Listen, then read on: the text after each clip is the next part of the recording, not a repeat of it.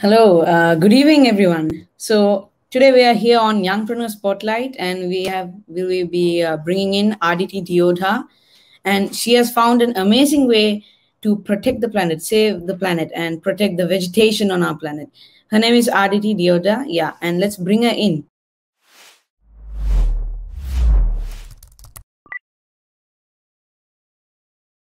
Hi, Hello, Nicola. Aditi. Hello. How are you today? I'm doing really good. How about you? I'm really good too. So you're ready, right? Shall we start? Yes. Okay, let's go ahead with our first question. So, I guess you can tell us a little bit about yourself now. Sure. So, I am currently a postgraduate student at the Hong Kong University of Science and Technology. I'm studying environmental science and management, and I recently graduated from my bachelor's program in business administration. I co founded my company called Planeteers, and we make edible cutlery. So, super excited to be here. Thank you for doing this. Yeah, it's my pleasure. I mean, I'm also a planet lover, so coming from and to find out that you're also doing this and you love the planet as well, it's really happy. It makes me feel really happy because I'm not the only one. I mean, there are lots of people out there who care about our planet. Well, how about your family now? Sure. So I don't have any siblings, but I do have my mom and dad who live in Hong Kong as well, where I currently live. And I'm super lucky to have them here. So they moved to Hong Kong at the same time that I moved to Hong Kong.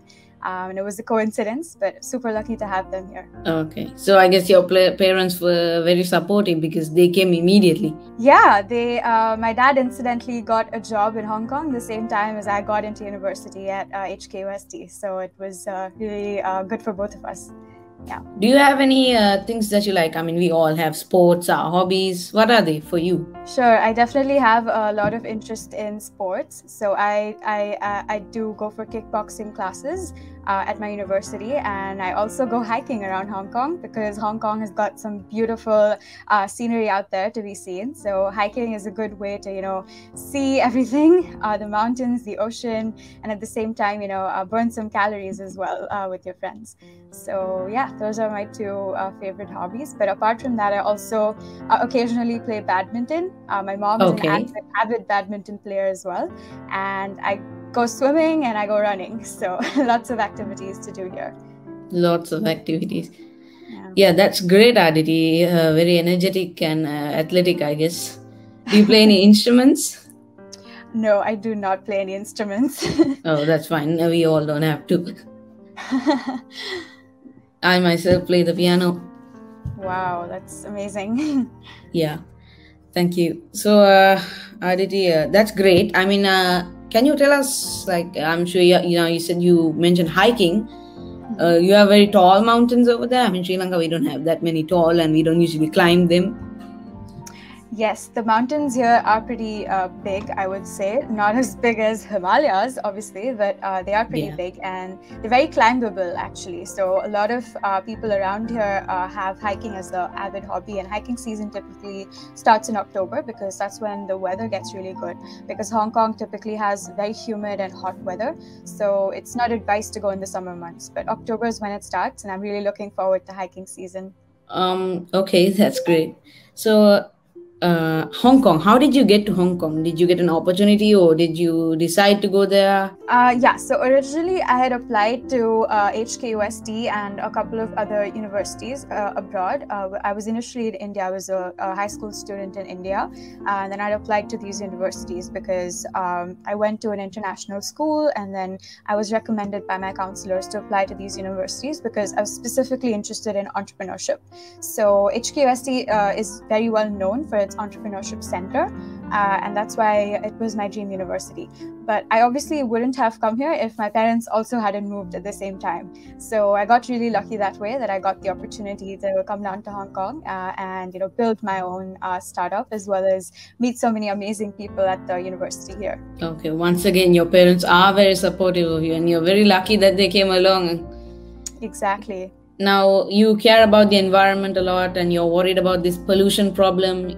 In terms of pollution, in Hong Kong, what have you seen? Any pollution, bad things, or better, really good? Yeah, it used to be really bad, I would say. When I came here initially in 2018, I was kind of in a shock because I had never seen so much plastic being used back in India.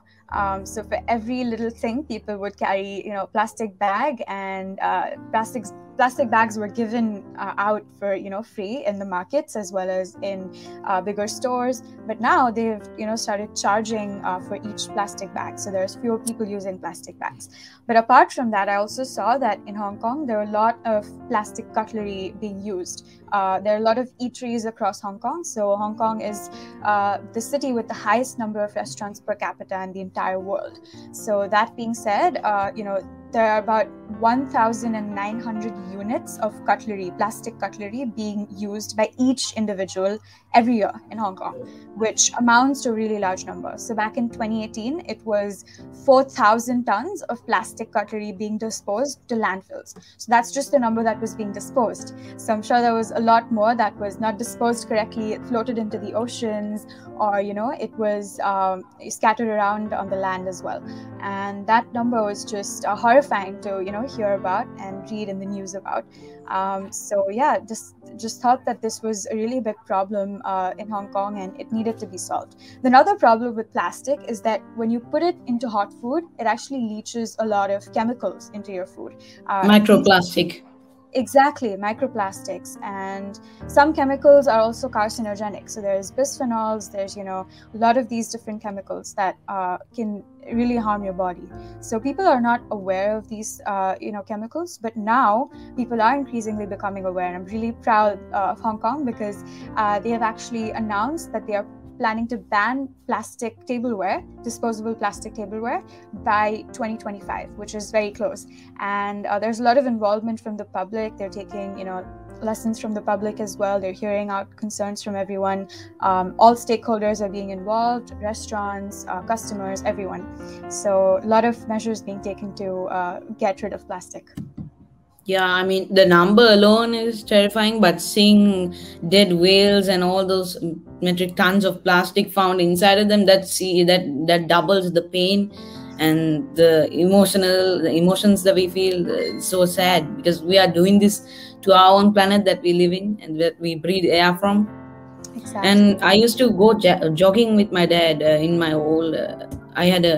Now we moved to another house. We moved to our grandparents' house, but back then when we had our own house, there was a small jogging track, and my dad would go there, and there were lots of plastic being dropped. Lots of it being dropped into that lake, and eventually, normally when we are going around, we see fish. Maybe there's a dead fish around, being pushed to the shore, and we found so many of them along near the grassy area, and maybe there's a shopping bag or a plastic string or something tied onto it, so they die from that.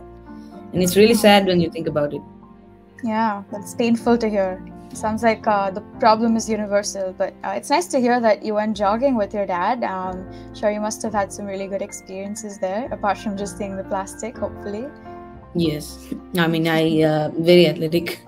Oh, that's great. Looks like our interests match there. Yeah. So your university in Hong Kong, what is your major in it? So I'm currently, I just started my master's in HKUST, and I am studying environmental science and management. And before this, I just graduated from a business degree where I was majoring in management. So mostly focusing on consulting and corporate social responsibility. Okay, business. Now there's something I can recognize. Yes, yeah. I also minored in entrepreneurship. So yep. That's where... that's very recognizable for me. Yes. Now you said in Hong Kong there are a lot of restaurants, right? So many. Yes. Now due to the pandemic, I'm sure many of them have closed down, and they have, right?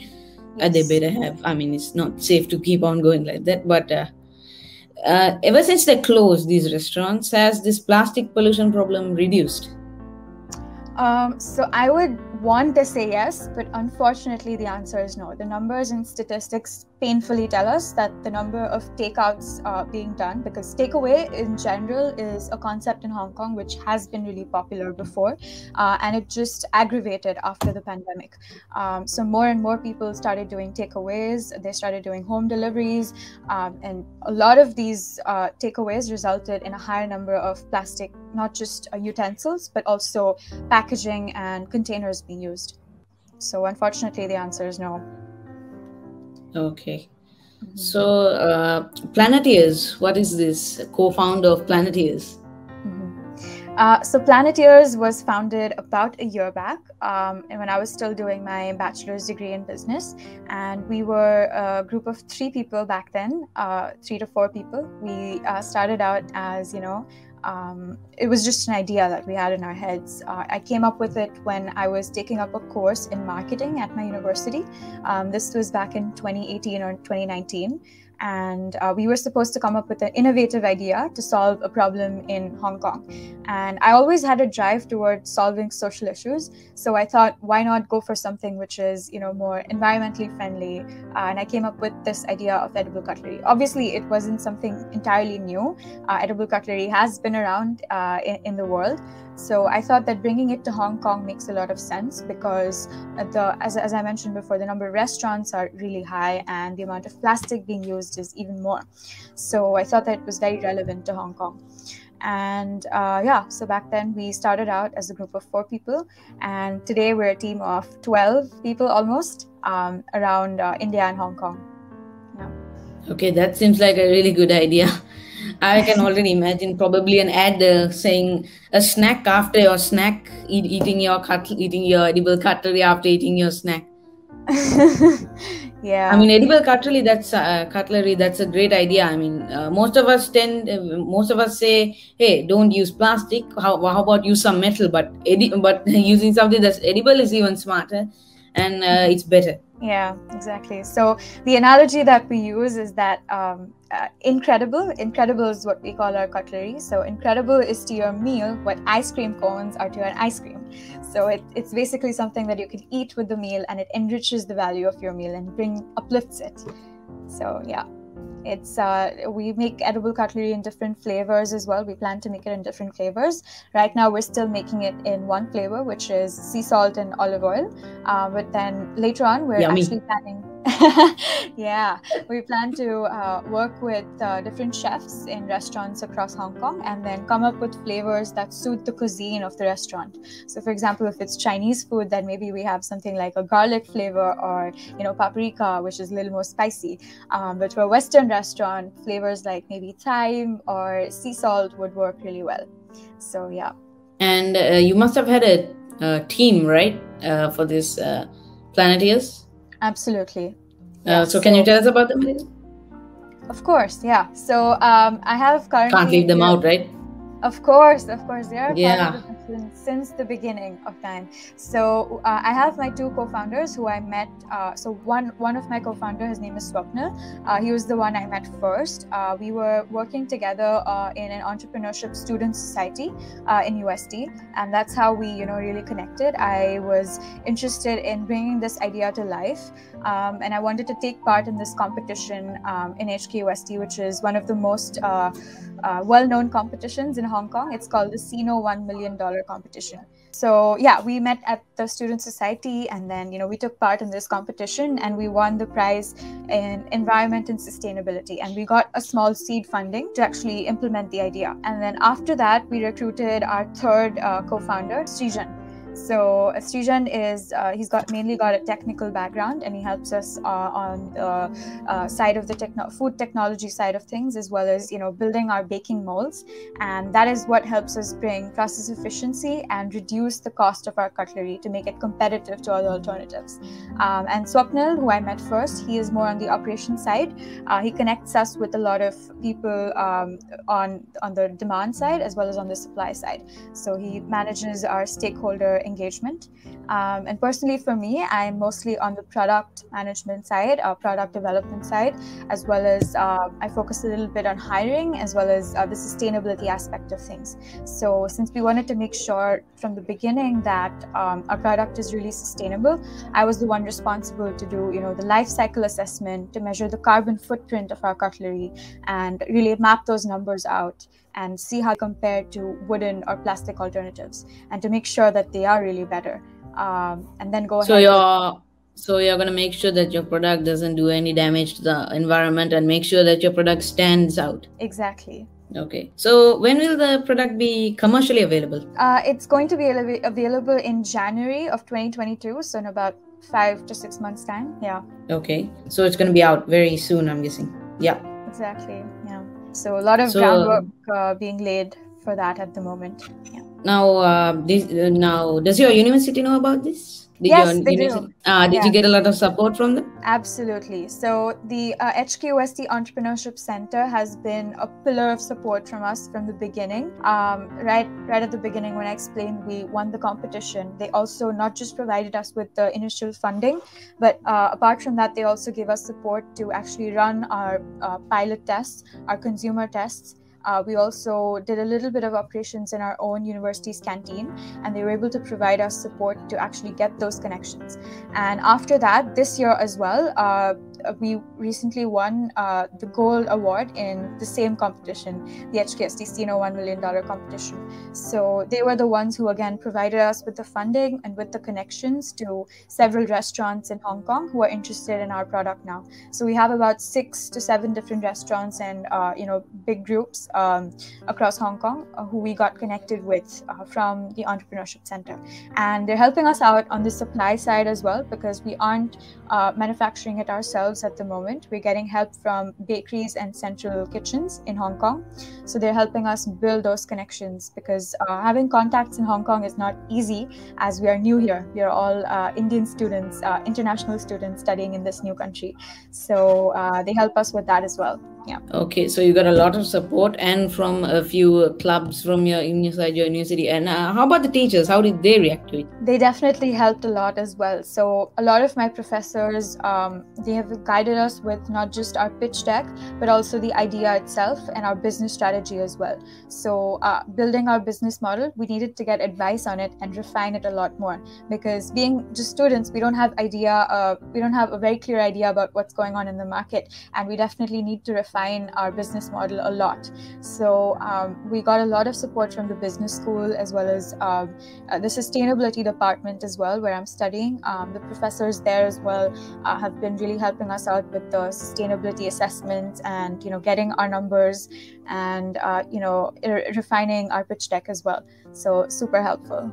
Okay, so that is why all these people are important. Your friends, family, it's very difficult to go through all these businesses and plans without their help. Absolutely. I saw that many magazines and articles, newspapers, they are talking about you. What do you think about it? I think it's great. We are absolutely honored to have our product featured on their articles, and I think that is what helps us build more connections in the industry and increase our reach to the public, and ultimately fulfill our vision of replacing plastic and wooden cutlery in Hong Kong.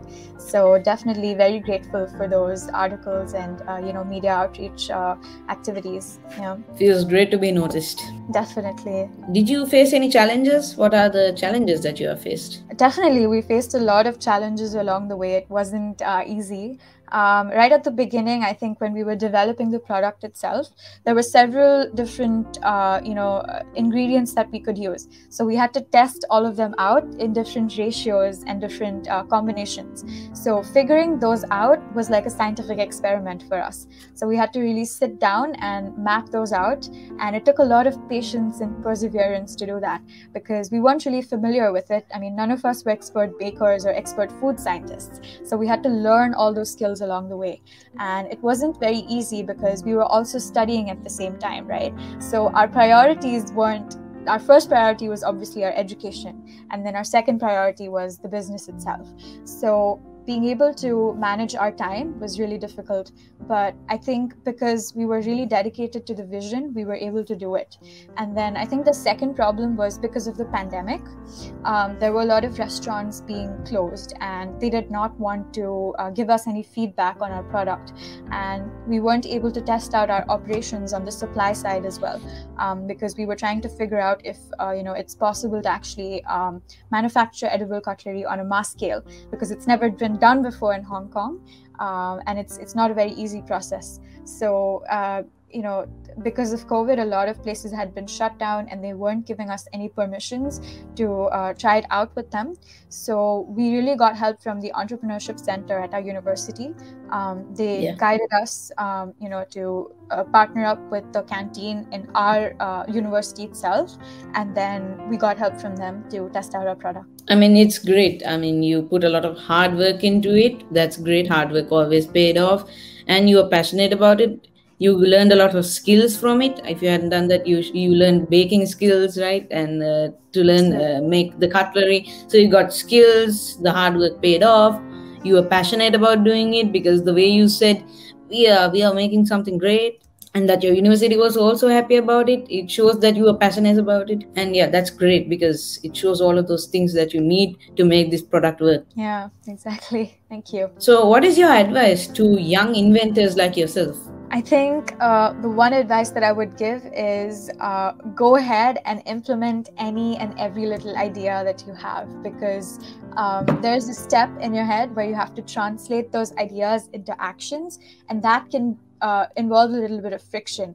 But don't let that get in your way, because your ideas need to go out there in the world and solve people's problems and bring them a lot of happiness. And that can only happen if you persevere and continue going ahead and doing whatever you want to do. So don't let that stop you. It's kind of like how I make my Legos. I get an idea and then I had to do it and turn it into an action and build whatever it is. It's very comparable. Yeah. So what is your advice to people who use plastic on a daily basis? I think try to avoid plastic as much as possible, because it's not only detrimental to the environment, but it's also really bad for your own health. It's literally leaching chemicals into your own body, which stay in your body for a very long time, because that's the property of plastic. It sticks wherever it is in that form. So try to avoid using it as much as possible. There are plenty of alternatives currently on the market. There's obviously wooden bioplastics. Try and use them, but if they're not in your reach, then try to get a takeaway and eat in your own home with metal tableware until we arrive with our edible cutlery, and hopefully you get a chance to try it out very soon. Yeah, I mean, one of the largest problems that you can barely avoid is all the microplastic in the water. The fish consume the plastic, and then you fry the fish and you eat the fish. It comes just a never-ending cycle of coming back to you. Yeah, that's called biomagnification. It's a real problem in the world. So it's definitely just coming back to you. Even if you're not consuming it yourself, you're throwing it somewhere else, it's going to come back at you. So yeah, definitely. Let's talk about your a little bit more on the education side. Now, because of this pandemic, the education system hasn't been really functioning to its full scale. But so how did you overcome this challenge?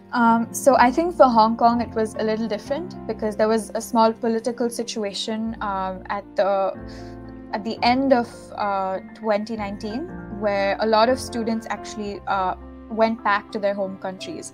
So since then, we've been having online classes. So I think Hong Kong has from the beginning been very resilient in these terms, and we've had the practice of taking online exams from a little before the pandemic actually arrived here. But I think it has been really challenging time. It's been more than 1.5 years where we've been taking online classes, and this has actually been bittersweet, because at one side, your classes being online, your motivation might reduce a little bit, but at the same time, you have a lot more time on your hands because you save time from commuting. So essentially, we would spend that extra time on our startup, and I think that really helped us to build it up, from the ground up, and really focus on our extracurriculars a little more. So luckily, at least in Hong Kong, there wasn't ever a lockdown, so we could still go out on hikes as well. But yeah, I think on the studies front, definitely felt a little demotivated.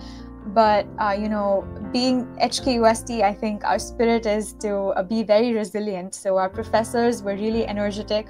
Even through the online lessons, we could feel their energy and passion, and it came to us. And I was able to actually also graduate a year earlier than expected, because I was able to do the summer term as well, earn extra credits, and graduate early from that as well. So yeah, at first I thought online schooling was a great idea, because in our normal school we are in a non-stop cycle of class, then we have a small break to have our lunch, then again class. We have about 9 classes. So in online class we have about a 45-minute session of schoolwork. In our actual school I'm pretty sure it's more than that, probably about 1 hour but per subject. But in our online schooling, it's about 45 minutes per subject, and you get a 30-minute break after each subject, which is great. I was so happy about it. But after that, they started reducing it a little bit, and then it became quite really dreadful. I think I may have had a nightmare or two about it. I'm not sure. Oh no. And then you said your professors were very energetic. No, I did not see that in my teachers. Maybe 1 or 2 teachers were quite okay with it, but others, the way they speak, I can tell that they are not happy with this. I think they would have preferred to come to school. Oh, that's too bad. But I'm sure things will, improve soon. No one expected it, right? Who would have thought a huge virus would come and wipe out the population? Yeah, it was really sudden and drastic, and it was like the scale was really big, and I think that's what disrupted a lot of different industries, and that included education. So yeah, the whole world was affected by it, not just one country or anything. Exactly. So the capital to expand your business is that university entrepreneur section. Are they still funding it, or are you finding your own? So it's a couple of different sources of funding, but most of it comes from prize money that we win from competitions, and those competitions. Prize money? You have competitions?